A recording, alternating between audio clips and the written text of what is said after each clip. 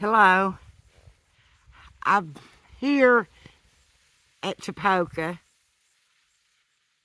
but there was a lot of people at Tapoca Lodge, and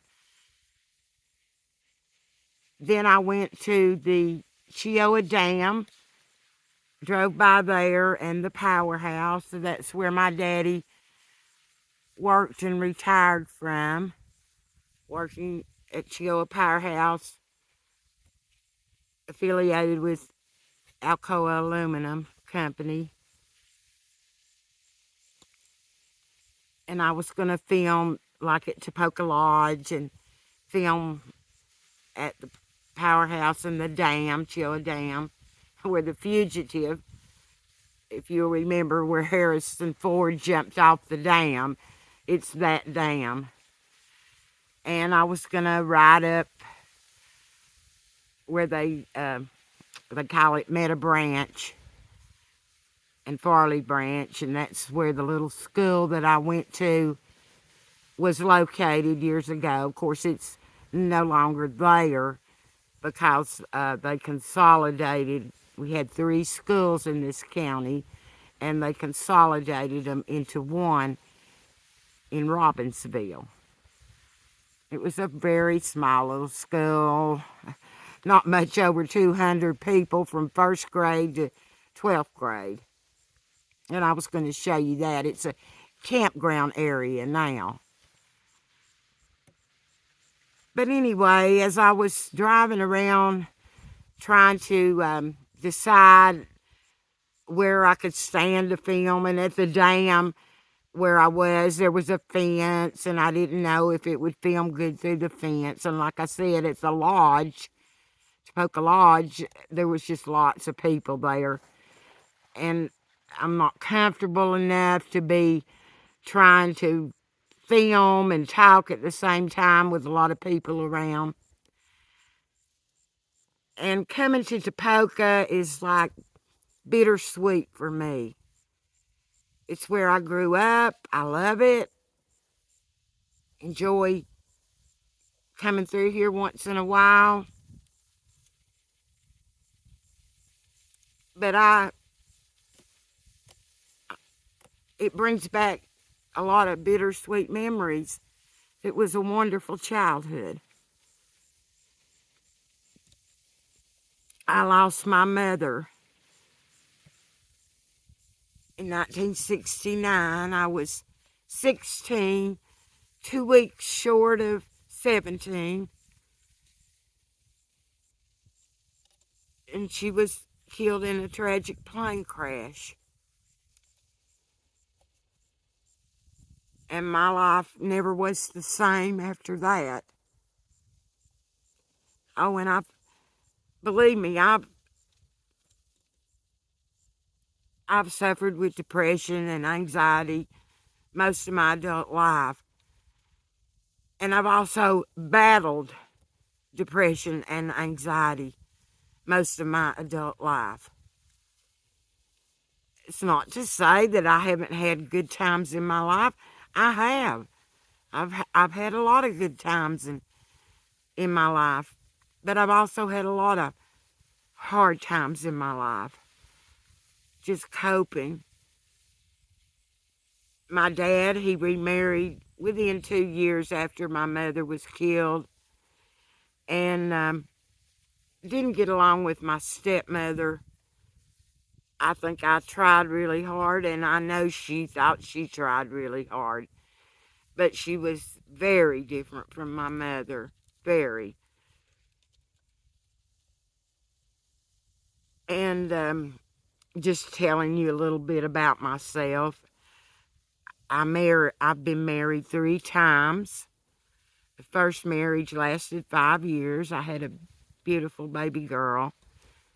She's grown now, and she has my 2 grandchildren, and a grandson and a granddaughter. And my granddaughter is married now, and she has a beautiful little girl, and she's in school, first grade, and that's my great granddaughter. my grandson Caden, he was divorced. He was married for about a year and then divorced, just too young. Anyway, like I say, I was married to my first daughter's dad for 5 years. It was, we had good years, and then I guess we were too young too. But the responsibility of raising my daughter fell onto me, and I was single for, oh, I don't know, about 4 years. And then I remarried again, and my second husband, that marriage lasted 9 years. And he had a daughter the same age as my daughter, and then we had a daughter together. So I have two daughters who I love very much. My dad died of cancer in 1988. We loved each other. He loved me and I loved him. But as I said, I didn't get along with my stepmother. So the relationship was strained for many years. I tried, and I always taught my girls to call her Mama.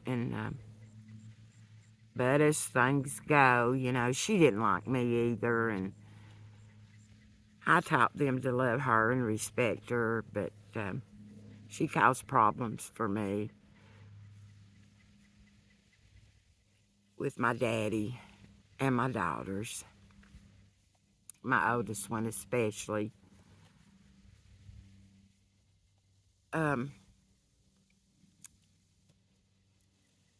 Living in this area is just hard for me.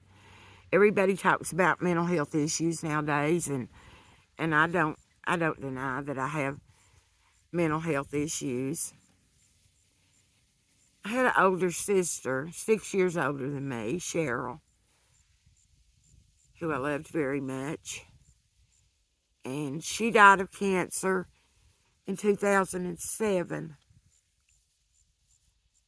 About 14 years before that's when she was diagnosed, and she went through chemo and did everything the doctors told her to do. And so she had, 14, 15 years of remission.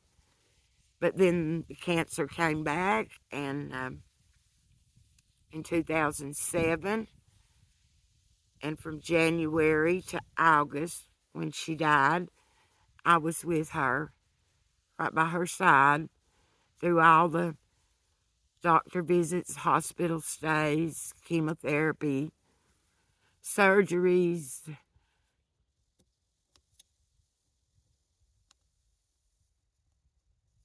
And I miss her because that was my family, my mother, my daddy, and my sister.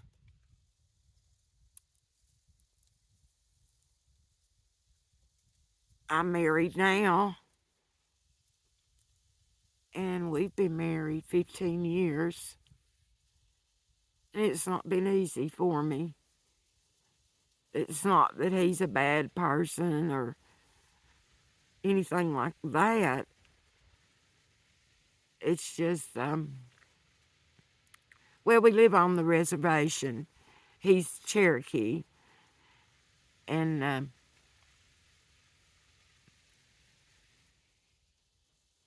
here in the mountains, I think when you live on the reservation, and I didn't know, I guess I'm naive and have been to a lot of things. I try to just love everybody and treat everybody the same. But I don't want to say anything to sound out of the way, but he wouldn't leave the reservation, and I didn't feel like I belonged there, and I still don't feel like I belong there. And I've tried really hard. After 2 failed marriages, and strained relationships with my daughters that I've tried to work on really hard.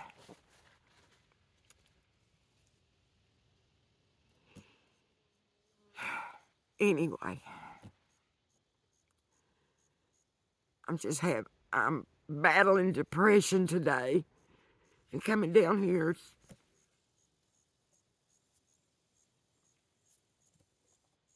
just makes me sad, and it should be such happy memories.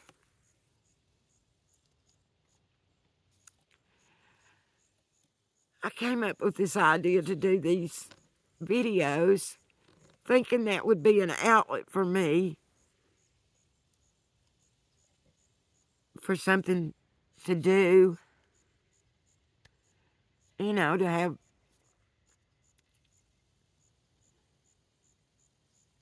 But I want them to be happy, and I want to be happy. I don't want to be sad.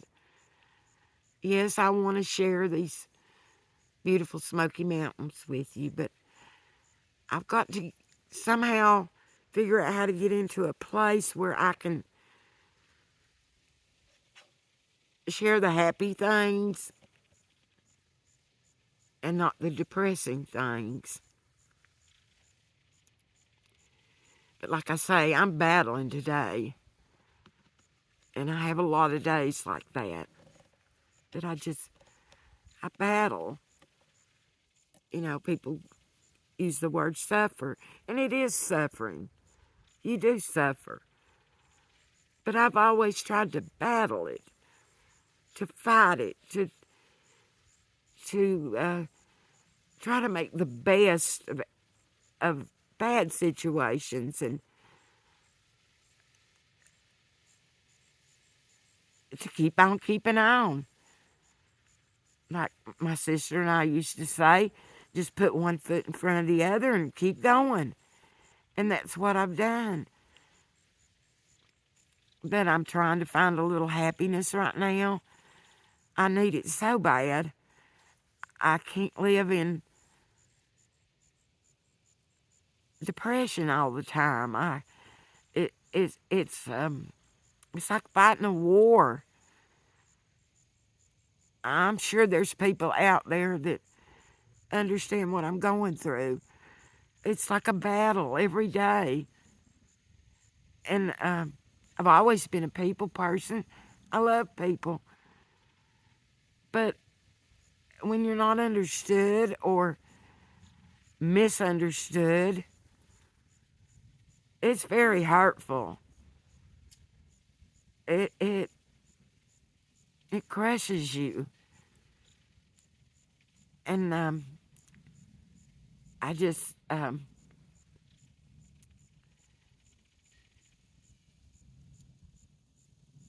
gonna pause it right here for a minute.